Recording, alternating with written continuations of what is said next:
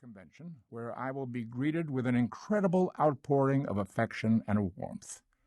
Why all the goodwill from total strangers? Well, a great deal of it comes because of my relationship with a certain extraterrestrial, a supposedly unfeeling character who claims he can't return the groundswell of public love directed at him. Even those few who have never seen a single Star Trek episode somehow know all about that guy with the pointed ears. Should I be jealous of him? I joked about that in a book I wrote in the mid-'70s called I Am Not Spock. I described my conversation with a group of actors and how, as I was leaving, one of the actresses said, "Leonard, we love you." I was very warmed and thanked her, but at the time wanted to add, "I'll tell him when I see him." As I said in the book, standing silently behind my shoulder is a very jealous, ever-present Vulcan. Spock: "Tell her I accept her compliment, emotional though it may be." Nimoy: "What compliment?" Spock: "She said they loved me." Nimoy: "That is not what she said. She specifically said, 'Leonard, we love you,' and I know there's nothing wrong with your hearing."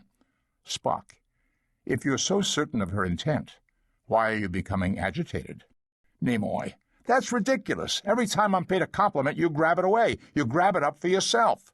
Spock: "Would she have paid you that compliment if not for me?" Nimoy: "No."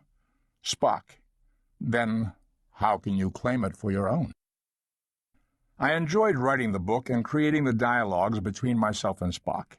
I wanted to answer a lot of often asked questions and also explore the relationship between an actor and the character he breathed life into, especially since that character seemed to take on an existence of his own. I joked about that in a book I wrote in the mid-'70s called I Am Not Spock.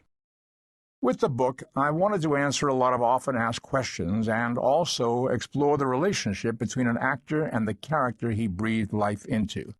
But I made an enormous mistake in choosing the title for the book.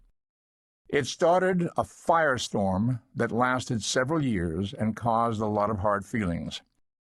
When I wrote that book and handed it in to the publisher, we discussed the title and we agreed that Spock should be mentioned. But ideas like Spock and I and my life with Spock seemed insipid. I wanted a title with some bite. So I recalled an incident when a woman pointed me out to her young son and said, "That's Mr. Spock." The little boy had stared at me without recognition because I wasn't in costume as the Vulcan. I had used that event and the fact that I was often asked to sign autographs as Spock rather than myself as cornerstones for a chapter entitled I Am Not Spock, where I had fun with a philosophical discussion about whether or not an actor was the character he played. Now, in discussing title possibilities with the publisher, I thought I Am Not Spock might work. I was completely wrong. I Am Not Spock was published in 1975 at a time when the Star Trek phenomenon had just taken hold. Having had only marginal success on NBC for 3 years, the show took on new life in syndication. Gradually, the show and its audience found each other. By the mid-'70s, it was becoming a media event. Thousands and thousands of new devotees sat in front of their TV sets memorizing each episode's dialogue word for word. Soon throughout the land came a heartfelt cry, "Give us more Star Trek!" And in the midst of this desperate demand, I sent my book into the streets.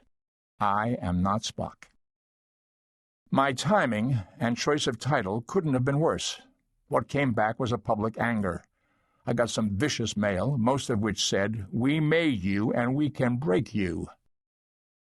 For years afterwards, the public assumption was that more Star Trek was not forthcoming because I had vowed never to play the Vulcan again, because I hated Spock. One of the reasons I'm writing this book is so I can put those ugly rumors to rest. Here it is in print. I don't hate the Vulcan. In fact, I like and respect and admire him.